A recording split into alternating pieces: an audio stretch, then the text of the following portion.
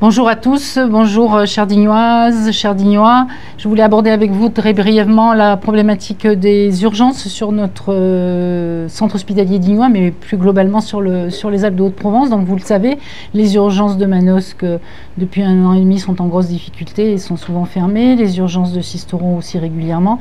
Et depuis le mois d'août, nous avons quelques difficultés sur les urgences du centre hospitalier de Digne, mais les indicateurs nous annoncent qu'il est possible que la situation se dégrade, puisque de toute façon nous avons des petites équipes motivées, mais toujours à flux tendu et dans des contextes où les urgences sont sollicitées aujourd'hui, aussi bien pour la vraie urgence, mais pour aussi tout ce qui ne peut malheureusement pas être pris en charge en médecine de ville. Donc cette situation devenant de plus en plus critique, et dans un souci de prévenir, j'ai pu rencontrer l'Agence régionale de santé 04, j'ai pu rencontrer la direction du groupement hospitalier de territoire pour essayer de trouver des solutions pratiques. Comment on fait pour arriver à débloquer cette situation des urgences sur les Alpes de Haute-Provence, sachant que tout citoyen de ce département, de cette ville, a droit à une équité des soins et à une même prise en charge que partout ailleurs en France.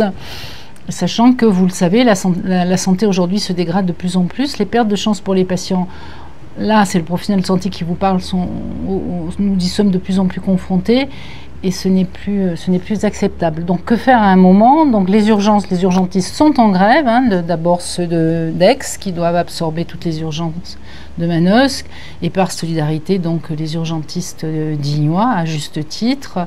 Et de fait, dans les discussions que j'ai pu avoir, j'ai pu obtenir la possibilité de faire un groupe de travail, vraiment une cellule de coordination pratique, quelque chose de pragmatique, de pratique, pas avec tout le monde, mais vraiment avec des techniciens et des gens motivés, des urgentistes, des personnes de l'ARS et du groupement hospitalier territoire, et pour avancer légitimement et trouver des solutions locales sur le terrain.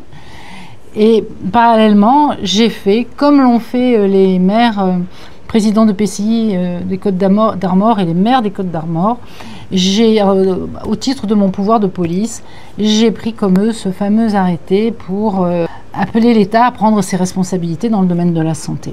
Voilà, donc cet arrêté est pris. Cet arrêté est relayé aussi par mes collègues maires qui ont été en lien avec moi depuis qu'on sent nos urgences fragiles et qui s'inquiètent beaucoup. Et donc nous sommes en train de prendre cet arrêté.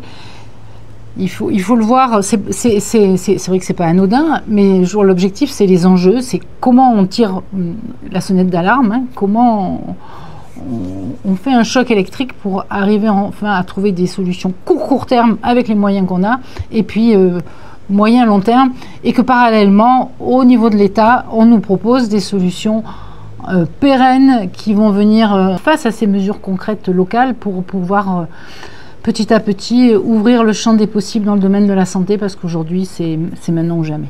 Voilà. Je vous remercie de votre écoute.